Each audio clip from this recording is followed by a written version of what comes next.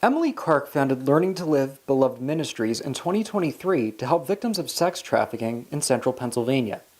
Now, she is looking over a layout of her next project, the Well House. It may look like a typical house from the photos, however, Kark is having this home fixed up to further help those victims, not only from Columbia County, but the state and all around the country. Kark says she was inspired by a victim survival story. As I heard her story and subsequent stories after that, I knew that these individuals needed a place to restore their dignity, to have hope, healing, and restoration. Janelle Neidig, the Victim Witness Program Director for the Columbia County District Attorney's Office, has worked with Kark for 2 years helping victims of trafficking.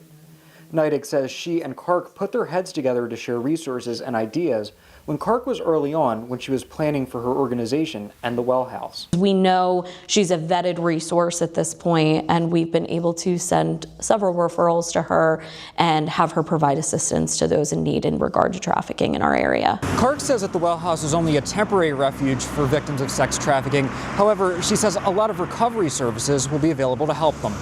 Get therapy, work on life skills. It's a blackout period, no cell phone, no contact with the outside world except with one vetted person. We'll have 24-hour staff. Neidig says the Well House is needed in the area since there are not a lot of resources that are specific to human trafficking victims. Emily being able to be our own local expert on that is huge because she'll be the trusted individual that these survivors can know, will be honest with them, and bridging the gap to having them come to meet me when it's time to potentially move through the court system.